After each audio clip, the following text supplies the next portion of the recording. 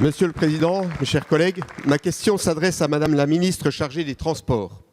Dans quelques minutes, l'Assemblée se prononcera sur la loi d'orientation des mobilités. Madame la ministre, je me dois d'abord de saluer la qualité des débats parlementaires ainsi que votre implication personnelle. Mais la LOM devrait répondre aux problèmes des transports du quotidien des Français. Or, de nombreux sujets abordés lors des assises de la mobilité ne trouvent pas de réponse concrète. Légiférer sur les trottinettes, c'est bien, c'est utile, mais ça ne résout pas tout. Toute société progresse par le développement des moyens de communication. C'est l'histoire des hommes. Aujourd'hui, nos infrastructures et nos moyens de transport doivent être plus propres, plus durables, plus connectés. Mais hélas, le projet de loi ne répond pas à la question essentielle du financement. Le déficit prévisionnel de l'AFITF s'élève à plusieurs centaines de millions d'euros pour 2019. Je vous rappelle que les recettes de la TICPE pour 2019 seront de 37 milliards d'euros, mais que seul 1,2 servira à l'investissement dans les infrastructures de communication. Dans ces conditions, comment entretenir les réseaux routiers, fluviaux, ferroviaires dont on a tant besoin, et en particulier dans le milieu rural? Comment mener à bien les grands chantiers indispensables à la modernisation de notre pays? Par ailleurs, la France sera le seul pays au monde à imposer la fin des moteurs essence et diesel à l'horizon 2040. Cela laisse dubitatifs de nombreux experts et l'absence d'accompagnement inquiète les salariés de l'ensemble de la filière automobile. Enfin, les règles d'assouplissement des 80 km/h sont incompréhensibles.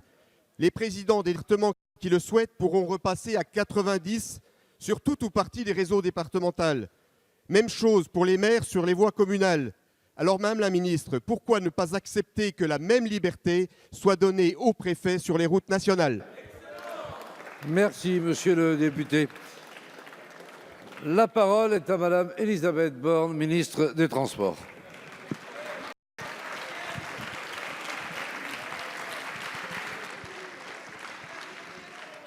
Monsieur le Président, Mesdames et Messieurs les députés, Monsieur le député Jean-Marie Sermier, les débats auxquels vous avez activement participé ces 2 dernières semaines lors de l'examen du projet de loi d'orientation des mobilités ont été particulièrement riches et constructifs.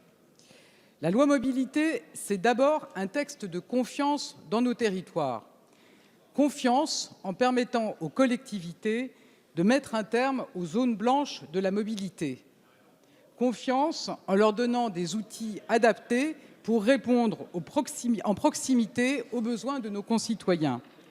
Confiance aussi en permettant aux présidents de conseils départementaux d'adapter la vitesse en fonction des spécificités de leur territoire.